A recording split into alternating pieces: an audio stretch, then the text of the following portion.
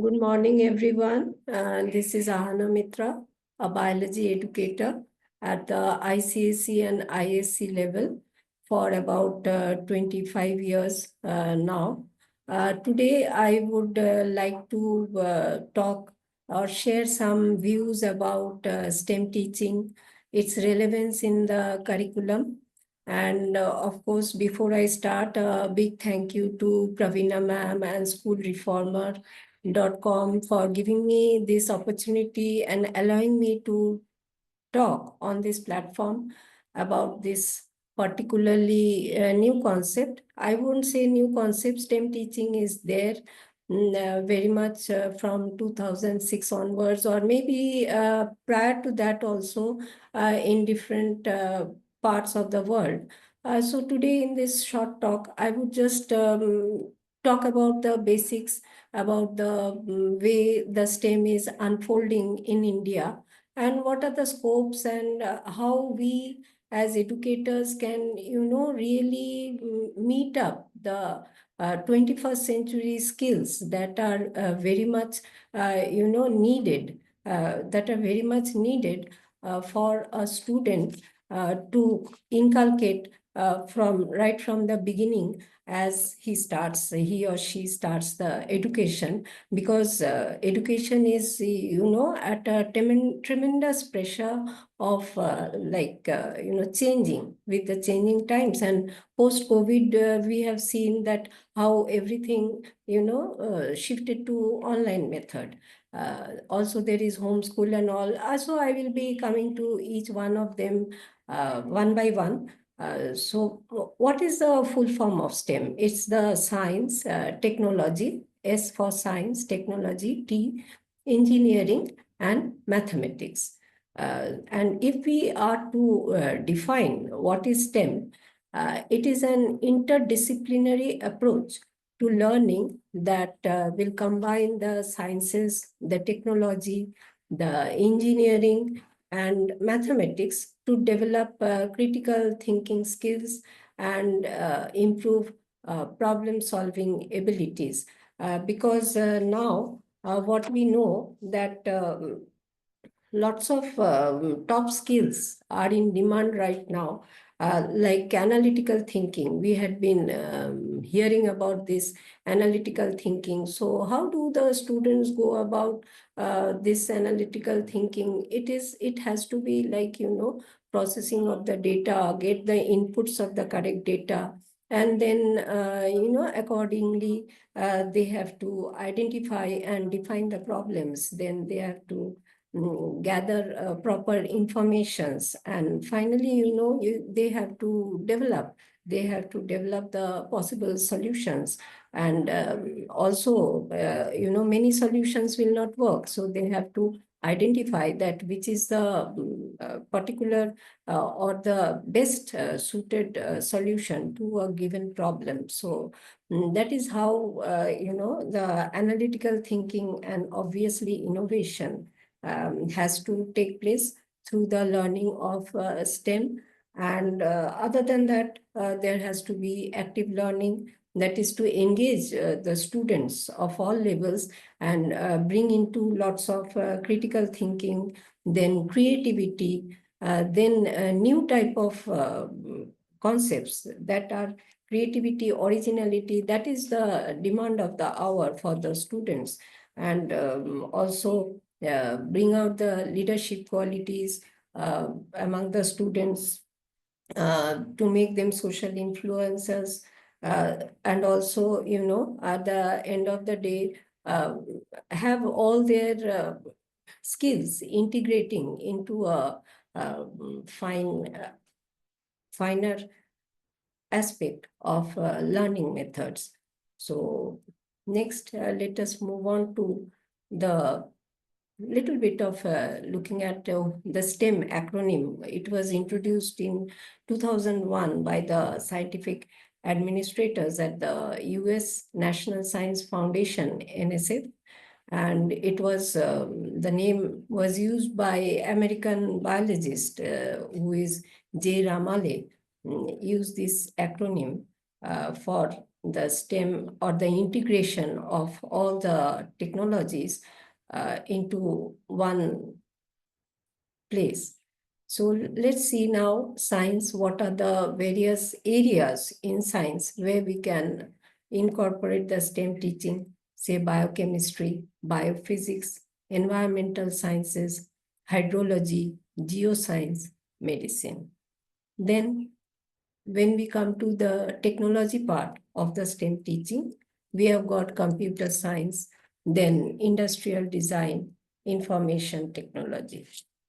Moving on to the E of the STEM, engineering, we have got aerospace engineering, biomedical engineering, electrical engineering. Of course, there are many more evolving occupations coming up. These are just to name a few. Then we have mathematics, where we have applied mathematics, then data science, and statistics. These are just, I'm bringing up just a few very important fields, but there are more coming up in the scope of STEM. Now, let us move on to the need for STEM education in India. We all know about the NEP, the new education policy. They are already in place, having a evolving education system. So what do we actually want to do with this STEM? It is the stress on competency-based curricula, and it has to be also a shift from the traditional teaching methods, because nowadays we have seen homeschools, then post-COVID, lots of online teaching methodologies are being applied.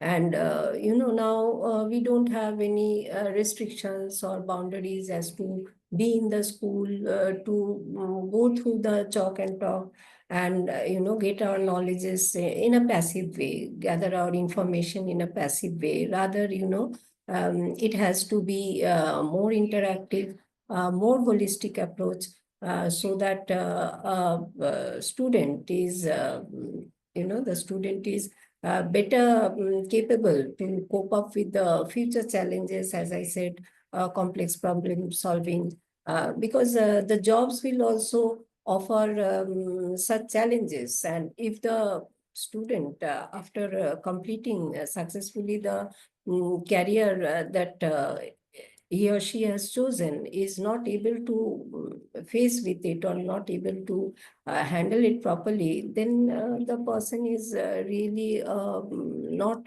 able to cope up. So what we have to do is, from the very beginning, see, in the early years, in the primary education, or rather, from the Montessori level, we can start incorporating STEM. And for that, initially, we don't need to have lots of resources and take the children to the lab. But only thing is that we can, according to the grades, we can vary their observational skills, and then giving them small challenges, which they will solve by brainstorming. Also, we are seeing that a lot of job prospects in India is occurring. And also, obviously, abroad, there are lots of STEM opportunities for the STEM degree holders. And here in India also, we have been seeing the government of India has taken lots of initiatives.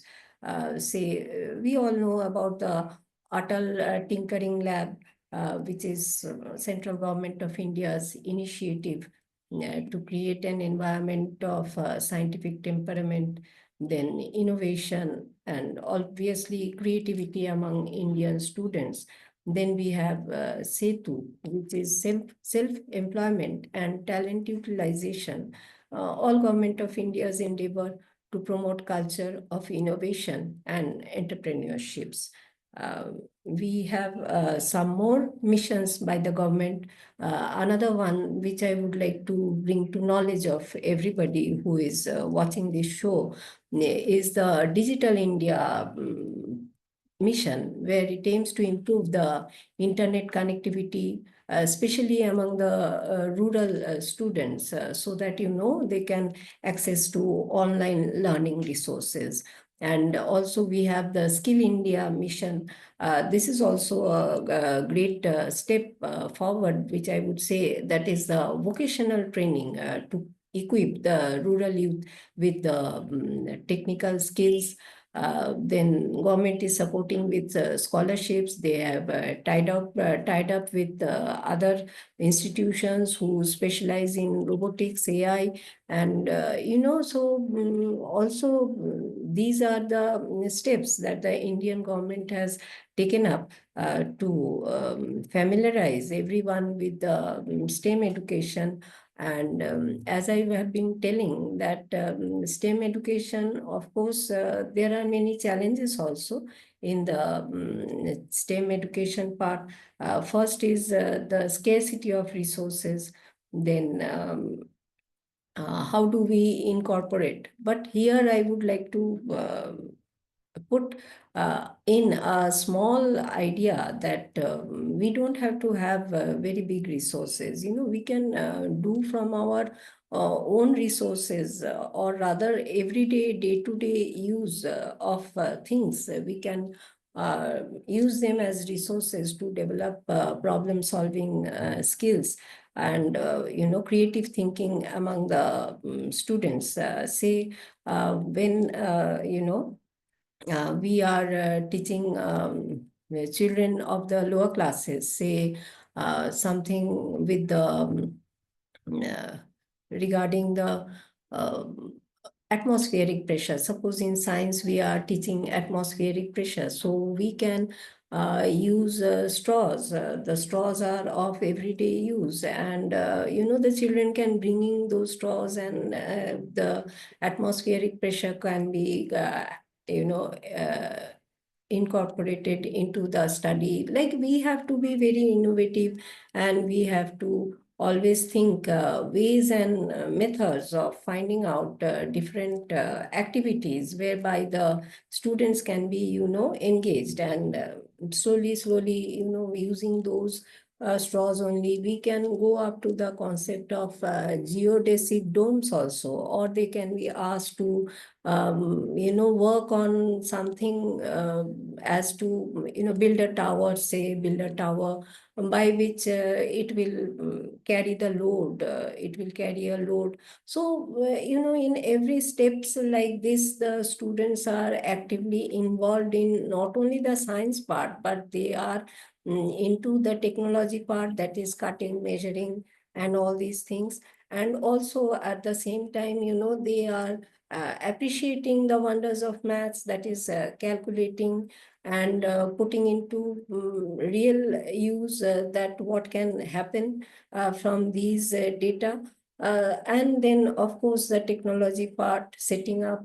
And we have to keep in mind that the more brainstorming we teachers can do, or also pass it on to the students, they can also be more creative. That is, more of a project based learning,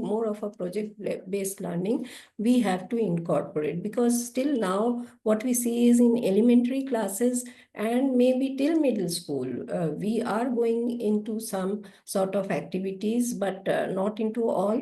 But then again, slowly we shift to the general everyday assessments, then exams, wherein it is all they are just rote learning. Some chapters they are getting the questions, and just that is how they are getting in through the assessment part, and going over to the next higher studies. But here I have some simple ideas. We can give assignment to teams. We can start with simple activities, have a detailed stepwise flow chart of the activity plan first as a teacher ourselves, and then we can pass it on. We can give them a one-day challenge, so they will be more interactive, or we can, have a continuous program based on the chapters they are learning, maybe from the science, from the computers topics. All these things can be done. we as a teacher also have to be innovative enough to inculcate into the students that enthusiasm, so that they have an appreciation for what they are learning, and they can correlate what they are learning in the textbook with actually how it is working in reality. So that would be the aim in the lower classes. And then of course, when they go to the higher grades, then they will be motivated to pursue the STEM. Otherwise, what we start at the lower levels, it gets lost. Our mission is lost. And finally, there are some STEM careers in demand. I would like to share with all of you. Some of you may also know about it, say data science and analytics, then cybersecurity, then biotechnology and life science, then AI and machine learning. Nowadays, obviously, we are all so much relied on AI tools. So these are some of the STEM careers. Other than that, we have got, say, the mining and the geological engineering aspects, then communication science, and in cybersecurity, everybody of us are aware that there are ethical hackers. That's a big unfolding career situation ahead of the new generation, or I would say the alpha generation. And finally, I would like to put in one more aspect of this STEM education, that is now the shift is from the STEM to the STEAM education. That is, the A in the STEM is now aiming to incorporate the art subjects, that is, as well as science, to create more inclusive learning environment, which in which all the students, they will be able to engage and contribute. So you would just ask that why the arts? Because the future scientists, they are expected to be equipped with a lot more of presentation capabilities than data solving, or present their models or projects in a good way, like it has to be very commercialized and good, appealing. So they have to be also incorporating into the arts part. That is, they should be able to put their thoughts, the language part, the speaking part, writing part, or say the craft part, all these things, that will help into the integrating of the science and technology. Say history, if you are taking about teaching about the pyramids, you can see there was so much of maths involved. So let the students appreciate the beauty of the maths, and also there were so many aspects of science also. So that is how we can interestingly incorporate the art subjects into the STEM education. And as holistically talking, it was like the STEAM education, that is to incorporate the arts into the STEM part. So that's all I would have to tell about Thank you, the Mr. Ahana. Can you please stop sharing your screen, ma'am, so that we can start the Q&A session? Yes, ma'am.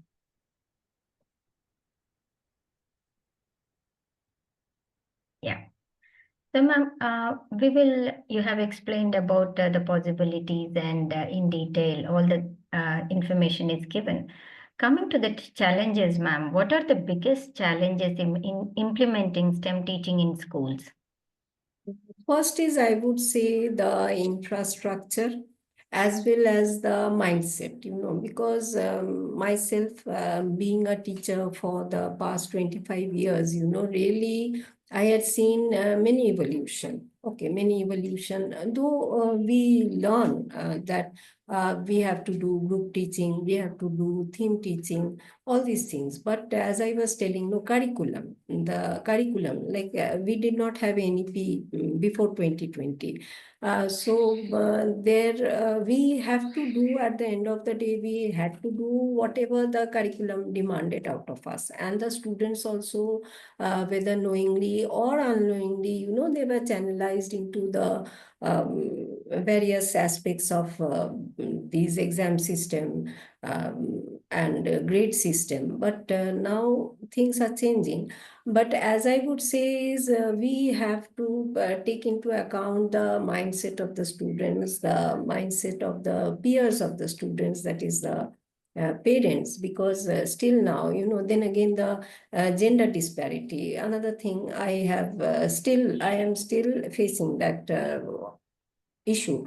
That is, they are still, people will think that, okay, science, technology, it is a, subject which is generally taken up by the boys, or the male students will do it. Okay, biology, it is more of a girls subject. These are the challenges we have to do away with this as sooner as possible, by, as I told, that we have to try doing more of the activities, subject wise, right from the pre-primary level. Because as I was telling you, that we have got lots of resources around us, and initially we should stress the children to use their everyday things into making something good that can be a problem solving. Now we all know about the story of Apollo 13, that mission on moon, how the oxygen tank, it exploded. But the astronauts, so who were on board, they had actually used varied things that were available in their rocket, and that is how they came back safely to the earth. So we need to share a lot of these, motivational things, so that they can really have a mindset. What happens is, now, as I was stressing constantly during my slide presentation, was that we are maybe following this up to a certain level, maybe till the elementary level. But after that, what is happening is, 9, 10 onwards, or beyond that, this practice is lost. This practice is lost. That is, the entirety of the implementation has not yet happened. So that is what makes things alarming, because, till 8, the students are doing this activity-based learning and all that, fine. Then again, in between, they lose the touch. And again, when they are pursuing their post-graduations, or beyond that, what happens, or they are into the job situation, what happens is, they have to relearn all these aspects again, that is problem solving, analytical thinking. So I would say that we should not give a gap, or rather, more of the STEM training should be imparted, like to the resources, not the resources, to the resource persons. That is, the teacher should also be trained. They should be also able to access resources to upgrade themselves, because this is another thing which I can face myself, that is, not everybody is aware. The resource persons, like we teachers, facilitators of learning. So being the facilitators of learning, we have to upgrade ourselves. So there has to be more of, institutions who will impart training to the teachers also, so that they can go back to the schools, to the students, or maybe in their own homes also, bring up this activity-based or STEM-based teaching, so that the students, Indian students, are not lost out on the bigger scenario. Thank you, ma'am. Thank you for the talk, and then it was a very informative session, and for patiently answering the question in detail again. So before I end the session, anything else you want to mention, Miss Ahana? Well, as I was telling, more stress on the activity.